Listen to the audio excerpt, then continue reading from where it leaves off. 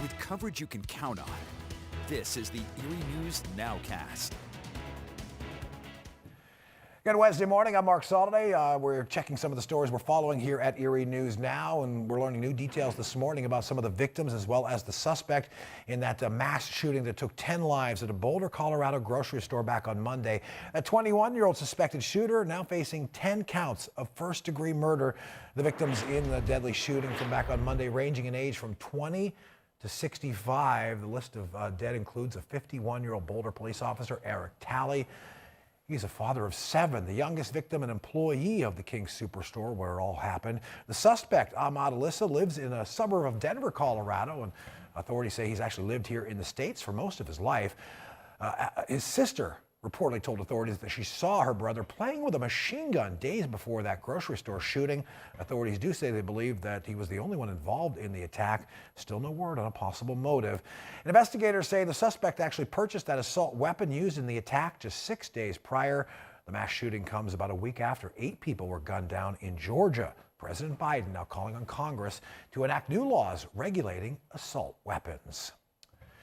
Well, still no word on exactly when Pennsylvania could expand its coronavirus vaccine eligibility guidelines, but more states are certainly making those shots available to everyone, with at least one starting that today. On Tuesday, Indiana, Texas, and Georgia joined the list of states that will allow all adults to get those shots by late this week or early next week.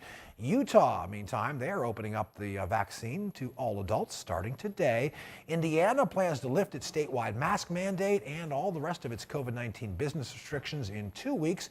Pennsylvania set to go to 75% capacity for indoor businesses on Easter Sunday. A number of other states have already lifted their COVID-19 restrictions. It all, though, comes as experts warn of the possibility of a 4th surge in cases as new virus variants spread across the country. Last week alone, the U.S. reported close to 3,000 new variant cases. That's more than December, January, and February combined. Well, out in Mill Creek Township this morning, police are still looking for answers and a suspect after the death of a man whose bullet-riddled body was found in the middle of the road. All started around 7:30 last night on Zimmerly Road in Mill Creek near the Zook Road intersection, not too far from a country fair store. That's where police say they found a 25-year-old man who'd been shot multiple times. He died a short time later at the hospital. We've learned at least one witness told investigators the shooting itself happened at that corner, but police have yet to officially confirm that. No name yet on that 25-year-old gunshot victim. Detectives are said to be looking at the possibility of getting some clues out of the security camera footage from that nearby country fair store. That process is underway this morning. There's an autopsy on that victim's body set for a little later on this Wednesday. And it's an apparent setback this morning for the plans to merge 2 of the area's oldest high schools, Cathedral Prep and Villa Maria. President Chris Haggerty says he's resigning. The move effective immediately. Now, he says it's to spend more time with his family. It does come just 8 months after he moved into that role and weeks ahead of a planned groundbreaking for a big school expansion project downtown. All part of the recently announced move to combine Cathedral Prep and Villa Maria High School students under one roof. They expect to complete that by the fall of 2022. Well, something a lot of local music lovers have been waiting for, live music, the opportunity to hear some of that. It's an outdoor concert set for later this spring down in Waterford. The folks at Port Farms playing that show. The country music artist The Wild Feathers is going to be performing there. Erie News Now's Molly Samora takes a closer look at how they plan to pull it off. We came up with it is my daughter follows the Wild Feathers on Facebook because we've been to some of their concerts, and they put out that they're going to do farm tours and enter to win. Port Farms won the concert back in the summer of last year, but because of COVID, the band put the concert on hold.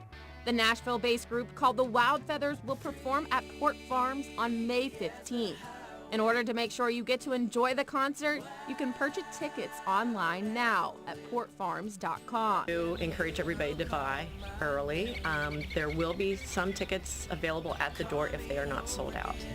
Limited number of tickets will be sold, and owner Kelly Port tells me they'll be following all the CDC guidelines that are in place. The band does request people be in appropriate masking if it needs to be at that time.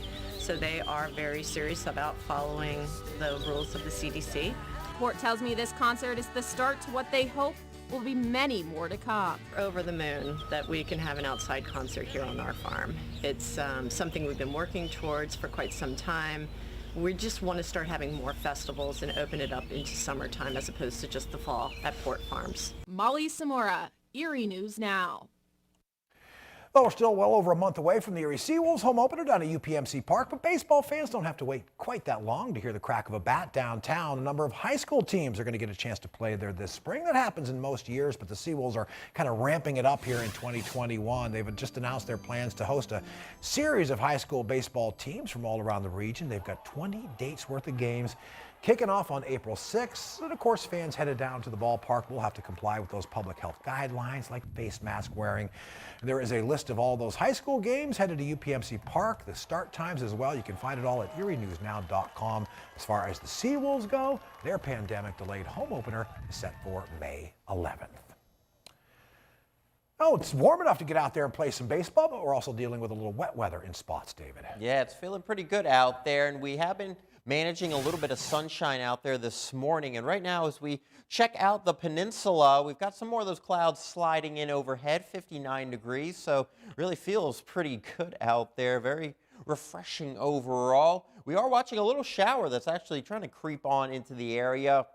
The atmosphere is has a little bit more moisture in it, and you can see the relative humidity at 67%. We've got that shower passing on by. It will be fairly quick overall. Not expecting really a whole lot of rain today, but you can see that wind is up from the south at 20 miles per hour. High wind watch in effect, not so much for today, but we're watching towards your Thursday night and then into Friday. That's when we could occasionally have wind gusts, maybe 55 to 60 miles per hour. And that's certainly enough to possibly take down trees, knock out power. So we're keeping an eye on that part of the forecast. But a little heads up for you. I know folks are already getting the patio stuff out, but you don't want anything too lightweight with those winds. Doppler Max, you can see that a brief shower passing on by. Really, that's the only game in town right now. In Futurecast, when you see the current radar depicting the model, that's a good sign. That means that the weather model is doing fairly well. You can see throughout the day we're managing some more sunshine, winds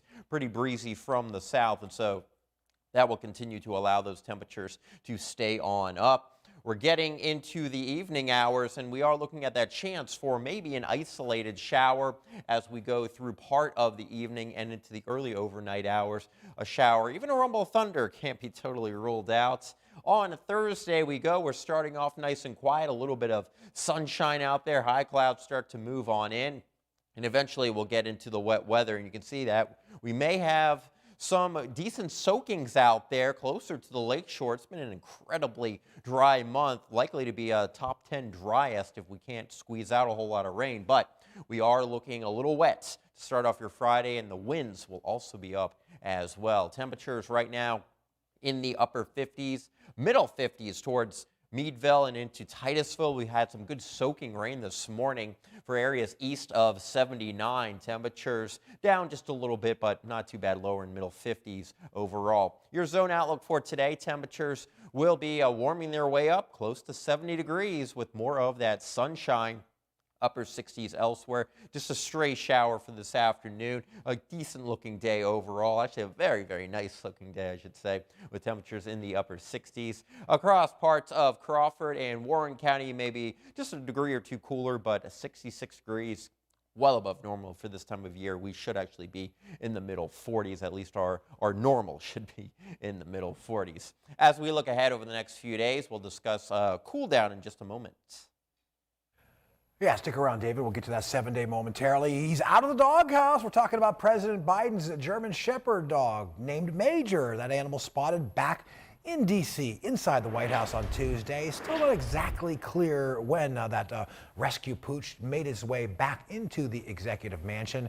Major and fellow first dog Champ had to be whisked off to the Biden's home in Delaware early this month after what the White House referred to as a biting incident. They actually say Major was kind of surprised by an unfamiliar person. That person wound up what they're calling a minor injury. And it was all handled by the White House medical unit. And again, Major back home this morning. Well, speaking of dogs, this is a little bit different one. Lava grilled hot dogs, anyone? Yeah, check this out. Scientists cooked up these snacks They actually did it by using lava from a volcano over in Iceland. Researchers were actually on this site to study the volcano. It wasn't for just a quick lunch. The volcano actually erupted for the first time in some 6,000 years. They decided to show off some of that heat by toasting up a hot dog or two. There you go. Mother Nature used to cook up a little lunch, David. And I guess we might be cooking up some rain perhaps later on today. I don't know if those rain chances are getting better or worse. No, they're not looking that great for the rest of the afternoon. But hey, in the future, if you plan to visit a volcano, take some Smith's hot dogs with you.